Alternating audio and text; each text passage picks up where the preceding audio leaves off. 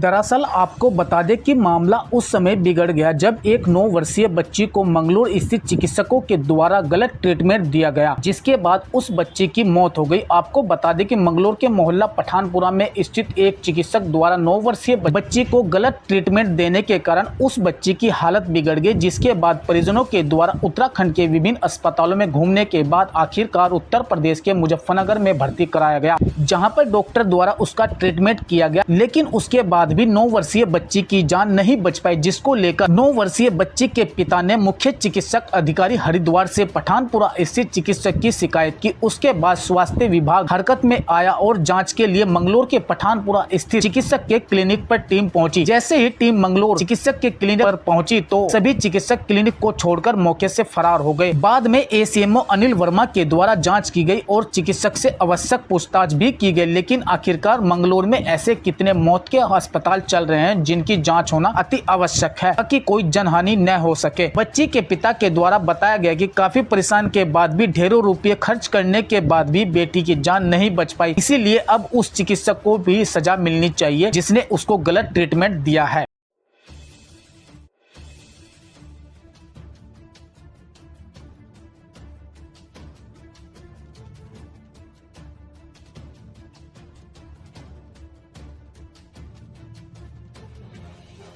जांच करने के लिए आए। कहीं की जांच करने के लिए आए? मेरी बच्ची को हल्का सा बुखार था, हल्का सा बुखार। मैं डॉक्टर सुलेमान नाम के कहाँ भर्ती ले गया तो उन्होंने कहा कि इन्हें हल्का सा बुखार है और इनकी खून की जांच होगी। मैं जांच करा ली। जांच कराने के बाद में फिर कहने कमजोरी है ये। फिर उन्होंने क्या कहा, ग्लूकोज लगा दिया इसको ठंड में। और उसके बाद क्या होता रहा, मेरी बच्ची तो ज़्यादा खराब चली गई दिन ब दिन। अब कुछ और, अब कुछ और, कभी कुछ और। उसके बाद क्या हुआ, फिर इन्होंने कहा कि पेट में इंजेक्शन हो गया हो, क्या बोलते हैं, टिक्के लगेंगे।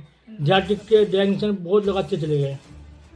और जब मेरी बच्ची तब ज़्यादा बिगड़ गई, उसके हाथ पैर भी सूझ गए, तो उन्होंने कहा कि हाँ ले जाओ आप। उन्होंने कहा हमने उनके बाद फ़ोन करा, डॉक्टर साहब आप कहाँ हो? ना मैं रुड़की हूँ, मैं कुछ देर बाद आऊँगा। और जब वहाँ से आने के बाद में पूछा, डॉक्टर साहब इसे क्या हो रहा है? उन्होंने कहा यार ये मेरे बच्चे भागो, ये रुड़के ले जाओ आप। भार्गव कहाँ?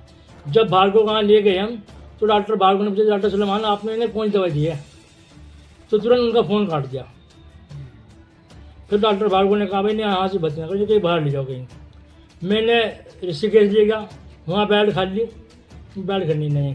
फिर मैं ले गया देहरादून, तो उन लोगों ने मुझसे मोटी मांग करी, भाई 1 लाख 1.5 लाख खर्चा तो आप रख लो, बाकी है ना ले जाओ। फिर मैं वहाँ ले गया मुजफ्फरनगर, उसके डॉक्टर गिरीश का वहाँ भर्ती रखी। उन्होंने जवाब दिया, मैं दिल्ली लेकर पहुँचा। दिल्ली आते रास्ते में बच्चे का इंतकाल हो गया। तो आपने कौन आया आप? हम सीएम ऑफिस ने शिकायत करी अपनी। वहाँ से पंकज कुमार आए थे, वो जांच करके ले गए। जहाँ से मेरी बच्ची भर्ती थी उन बेड की जांच करके ले गए थे, उस दुकान की जांच करके ले गए थे। वही दुकान है और वही मकान है। हाँ सर, ये पूरा मोहल्ला गवाह है, पूरा मोहल्ला गवाह है। ऐसा काम भी करते हैं, ये पूरा मोहल्ला गवाह है। इससे आप पूरे महीने की जाँच करा लीजिए, इनसे पूरा मोहल्ला परेशान है। आज अधिकारी आश्वासन दिया कि कार्रवाई होगी, आप बेचिंत रहें।